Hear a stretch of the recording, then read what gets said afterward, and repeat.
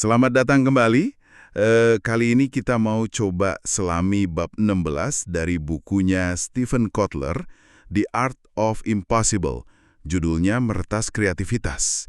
Nah, misi kita hari ini yaitu bongkar strategi praktisnya buat ningkatin daya cipta kita. Gimana caranya? Iya, betul. Yang menarik nih, Kotler langsung bantah kalau kreativitas itu bakat semata.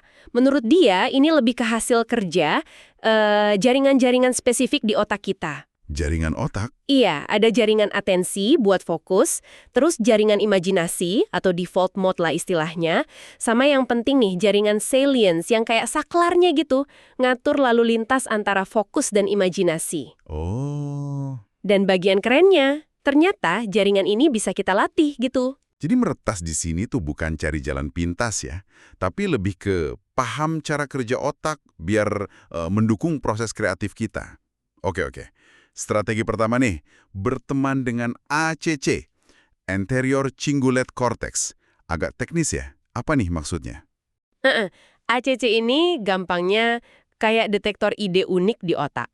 Ada penelitian Kaunios dan Beeman yang dikutip Kotler, itu nunjukin aktivitas ACC ini lonjak naik pas sebelum orang dapat momen aha atau insight. Wah, jadi dia yang nangkap koneksi-koneksi aneh gitu ya? Tepat, koneksi yang nggak biasa yang sering jadi cikal bakal ide brilian.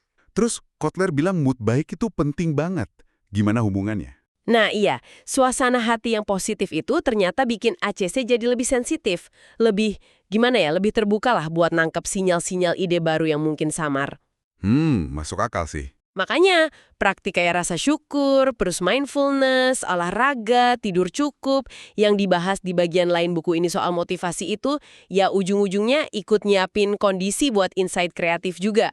Oke, jadi nyambung semua ya. Lanjut ke strategi kedua. Menciptakan waktu non-waktu. Ini kayaknya izin buat ngelamun ya. Haha, bisa dibilang gitu. Tapi bukan ngelamun kosong ya. Ini lebih ke menciptakan ruang mental, bebas dari tekanan deadline. Biar otak bisa masuk ke mode default network tadi, jaringan imajinasinya jalan. Jadi semacam inkubasi ide gitu. Persis, butuh waktu inkubasi. Kotler saranin, coba deh blok waktu, mungkin 90 menit gitu buat fokus penuh ngerjain sesuatu, atau sebaliknya, justru biarin pikiran ngelantur bebas. Jarak psikologis dari masalah juga bantu di sini. Makanya kadang menyendiri itu efektif.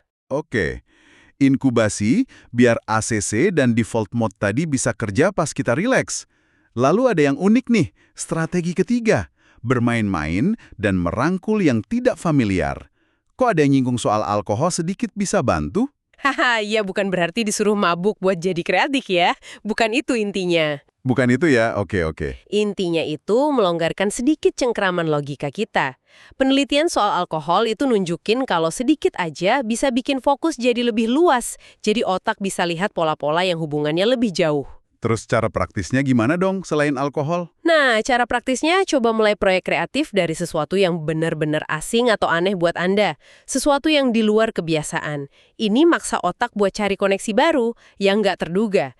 Kayak ngelatih otot asosiasi jarak jauh gitu. Oh, jadi sengaja keluar dari jalur biasa ya, biar otaknya terlatih nemu hubungan baru? Paham. Strategi keempat, mengisi sistem pengenalan pola. Maksudnya gimana nih? Gini, otak kita ini kan pada dasarnya mesin pengenal pola yang canggih banget. Nah, kreativitas itu sering kali muncul pas otak berhasil nyambungin info lama yang udah ada sama info baru, tapi dengan cara yang mengejutkan. Artinya, kita perlu bahan baku ya, informasi. Betul sekali, otak butuh amunisi. Jadi kita perlu rutin ngasih makan otak kita dengan informasi yang beragam. Penting nih, terutama dari luar bidang keahlian kita. Wah, harus banyak baca atau belajar hal baru dong ya? Iya, buku itu sumber yang padat dan bagus. Tapi kuncinya juga pas lagi nyerap info, kasih jeda. Biarin ada waktu buat ngelamun sejenak. Biar otaknya otomatis mulai ngerajut pola-pola baru tanpa kita paksa mikir keras. Jadi balik lagi ke waktu non-waktu tadi ya. Saling dukung berarti. Benar, semuanya terhubung. Oke. Terakhir nih, ada metode MacGyver. Dari Liz Latov katanya. Kedengerannya praktis banget. Gimana cara kerjanya? Ini metode yang cerdas sih menurut saya, buat nitipin masalah ke alam bawah sadar kita.